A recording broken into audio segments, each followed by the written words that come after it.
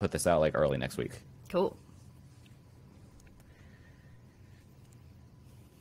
Welcome to another episode of Pit Lane Parlay. I am your host, Mike Jokum. Joining me today for a short interview is one of the most badass women in motorsports, in Haley Shanley. And Haley, first off, how are you?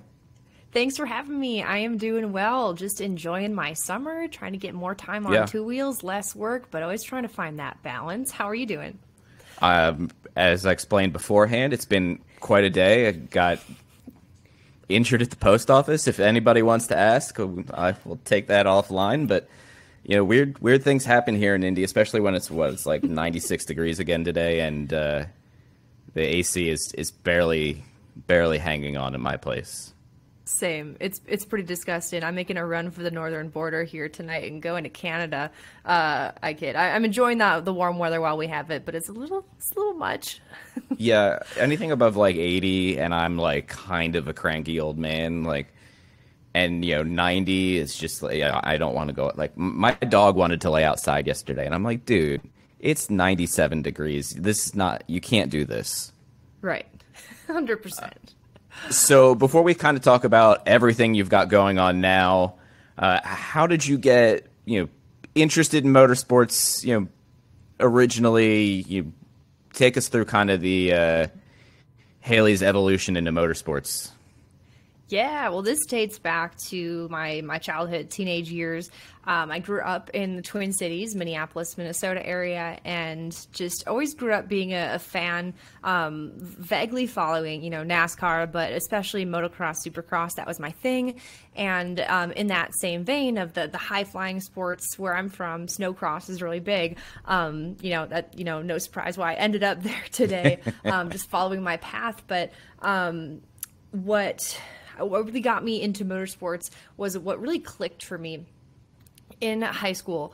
I was the world's okayest student, like B minus, C plus student, like getting by, A class that just really clicked for me was broadcast journalism, and how actually the class before that was like video production or something. Yeah. Because it was a field of study, but it allowed you to focus in on subjects that you wanted to. So I'm like, okay, well, like I like dirt bikes, so I'm gonna go film my buddies like riding dirt bikes, turn it in, and ace the project. And I did. So I feel like that's just what I gravitated towards in my projects in school was motorsports, because that's what I was a fan of. That's what I enjoyed. So I knew that around that point, like 15, 16, 17 years old, that I wanted to get into broadcasting. But I wanted to do so in a way that I was coming in from like the back end of things, like the production, the live event producing, all that stuff. And I want to be a Swiss Army knife that no production team or network could deny me with those skills.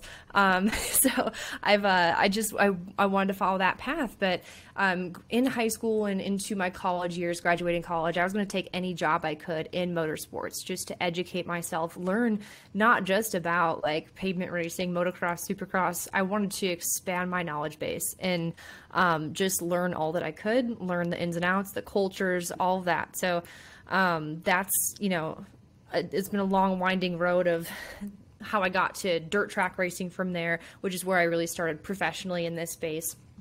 But really just following my passion of motorsports. Worked a lot in off-road, which is where I still am today. Snowcross was my first opportunity on the mic, but then there was Speed Shift TV going on in the background, which has now been absorbed by Flo Racing. So that's a whole nother story. But along the way, yeah, it just really started with just being a race fan and my passion and following that and taking any opportunity I could possibly get my hands on.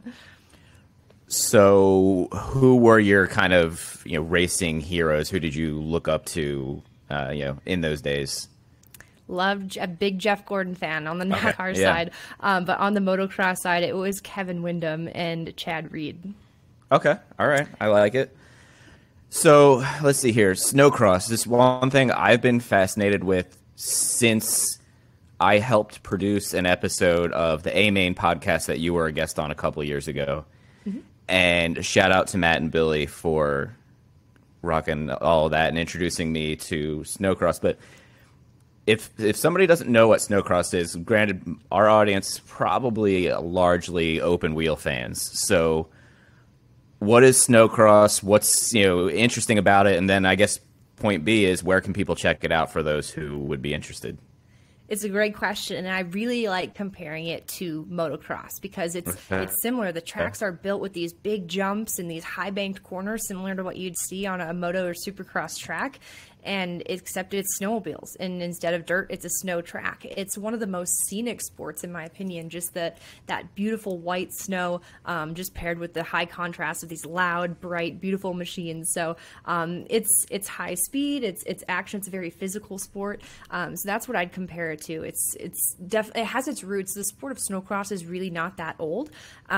It really started with its core in circle track oval ice racing, which is still a big thing today. But the sport kind of, it branched off into snowcross in like the 80s, 90s, really took off then, came over from Europe. That's where it originated, in Scandinavia. So AMSOIL Championship Snowcross is the premier series, but there's other regional circuits.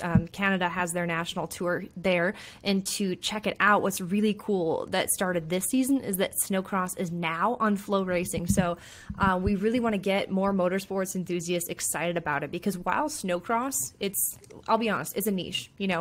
Predominantly our fan base is people from areas with snow or who have some connection to snowmobiling or snow sports. So, but I will say, and because I'm fans of other sports as well, motorsports, that it's a form of racing and a thrill that I think the general motorsports enthusiast can appreciate. So to answer your question of where you can watch it, Flo Racing.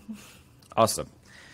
I have checked it out a little bit over the last few years, and it's super fun to watch. But, I know you've got a million things going on. You're just kind of, color commentating, reporting, podcasting. So I don't know which one you want to take first here, but what's it like? What's it like being behind the microphone and announcing, and how is it more challenging or less challenging than just kind of standard reporting on stuff? That's a good question. It's very different because you have to really learn. I will say that, starting as a reporter, just if you're comparing the amount of minutes on air as a reporter to the amount of minutes on air as a color commentator or play-by-play, it's much smaller as a reporter. But I feel like maybe for me that was more pressure, and that when you're on, you got to be on 100%, no room for error. And really that's the standard in anyone who's holding a mic. So I think it's just, you got to be able to really carry a conversation, not even a conversation, it's sometimes one way, you're speaking right to the viewer, just be able to have all of the information, your homework at your disposal, your knowledge base, everything right there, just to carry it for hours on end. So it's definitely challenging in that way. But for me, as much as it is a challenge to be in the booth, it's almost more relaxed, because you learn to calm yourself down, not having to fit all your stuff into 30 seconds of airtime at a time or whatever. And it's really about who you're paired with. If you're in the booth with another or two other people, I've been very fortunate enough to find really good chemistry with the gentleman that I've been paired with. So that part is really, really fun for me. So it's just a very different workflow. So I'm in the booth all winter long. I might go report for select other events here and there, but come summertime, I'm down trackside again for both off-road and some sprint car races here and there. And it's just a different mindset I have to adjust myself to. But it's a lot of fun. If I'd have to say if I prefer one or the other, that's really tough. I think for snowcross, that's the one where I really couldn't pick, because I've been down trackside and I like being in the action and connecting with people. It's always such a pleasure having a guest in the booth. But that said, to be in the booth and be where it's warm and not -20, that's decent also. Yeah, so, that's fair. I guess they both have their challenges and perks, I would say. So when you're preparing to be trackside versus preparing to commentate on an event, what's the difference in the type of preparation you're doing?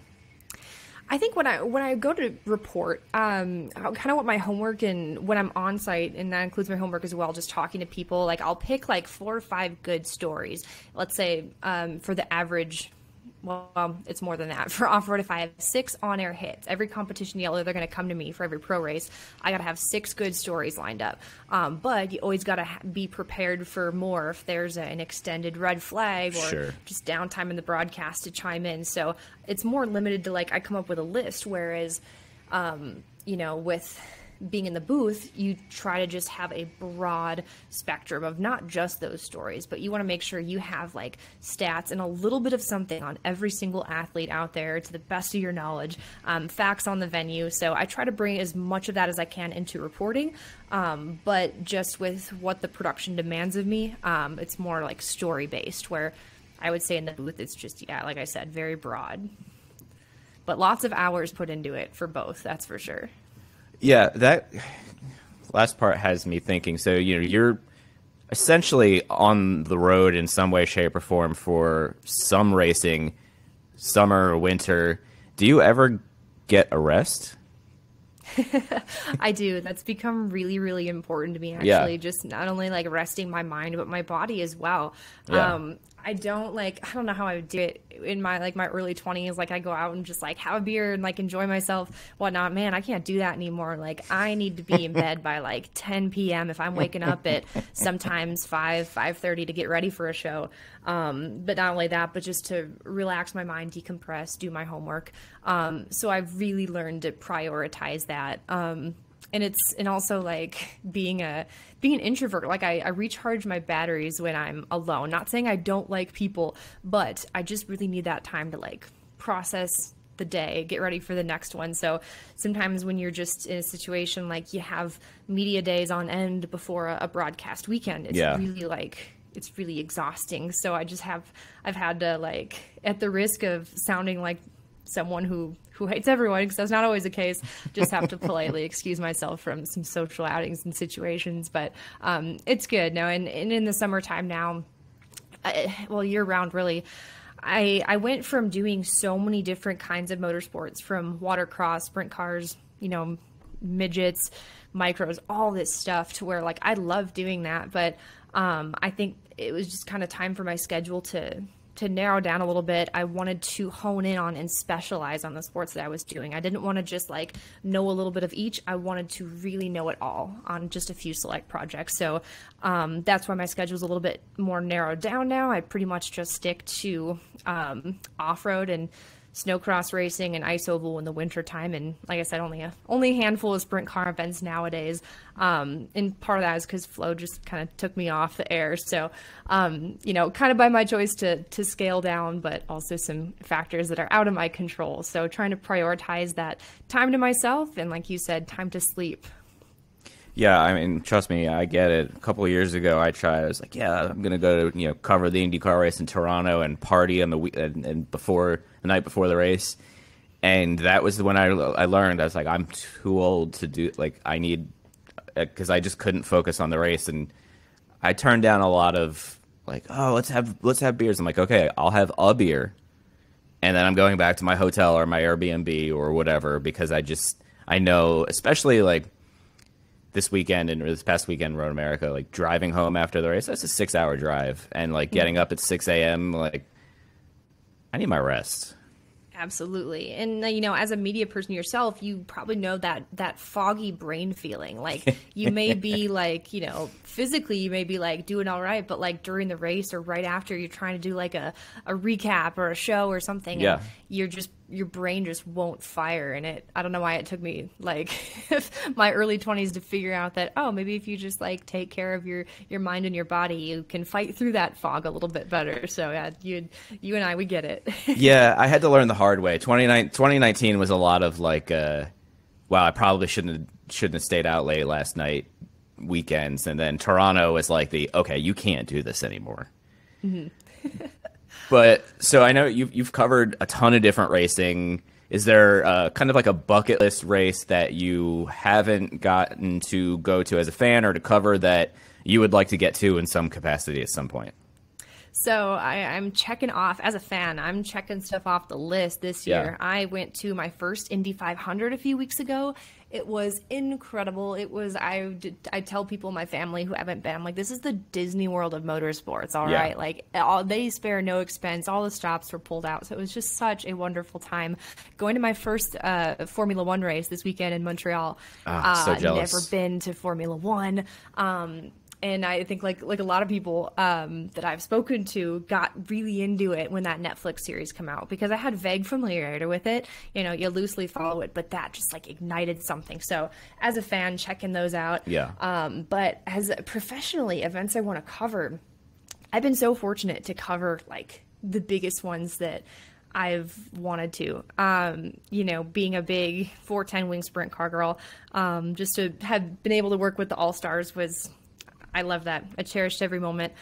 But as far as events I want to cover professionally, I'm working in my dream circuits right now with off-road and snowcross. So that to me, it's hard to look past that. You know, I've always had my eye on the outdoor motocross circuit, Lucas Oil, and Monster Energy Supercross, and I don't think that the time is right. There's been some conversations there, all very good ones, and very honored to have been part of those conversations. But we'll keep it going and see what happens. But you know, I found my way in snowcross. I feel home there, and I don't know. I think there's more work to be done there before I'm ready to walk away from an assignment and really a passion of mine. So who knows? Maybe one day I would love to be part of two-wheel racing in some capacity.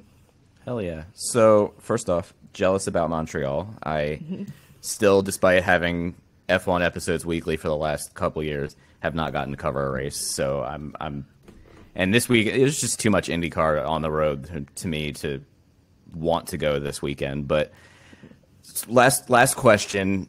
You have a podcast as well. I know you have a really cool co-host on it. I've gotten to listen to a couple episodes, but you know, what's the podcast about? Where can people find it? And whatever you want to say about that.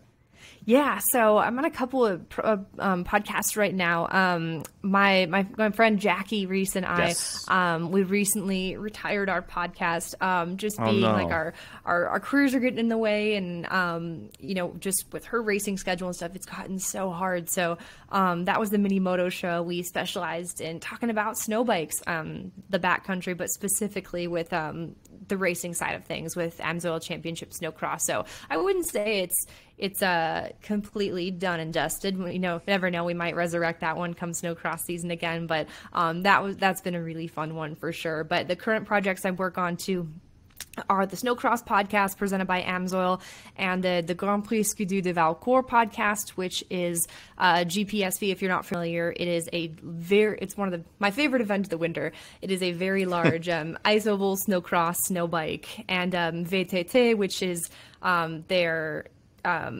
four-wheelers and motorcycles on ice, and this is in Valcourt, Quebec. I think I need to watch that this year, because every time I hear ice oval, I get super pumped up. And that's the one thing I haven't watched yet. It's gnarly. It sounds insane from the way it's been described before. I've heard it a couple times. I just haven't gotten to watching it yet. The speeds that they go, like if you've ever seen a sport bike racing, like either on a road course or the oval, like that's what it's like. And they're like leaned off the sled, just grazing the ice pretty much. Like it's the speeds that they're going blow your mind. And then, you know, snowmobiles, those are purpose built for ice. Those are gnarly, but then you see like the motorcycles and quads on ice, and it blows your mind. Like these guys walk such a fine line of insanity at all times. So mucho respect. Hell yeah. Well, we'll wrap it up there. Haley, thank you very much. I appreciate the time this afternoon, especially since it was kind of late notice when I reached out. So I appreciate that, and safe travels. Enjoy Montreal. Well, thank you so much, Mike. It's always a treat being on the show. Yeah, thank you very much.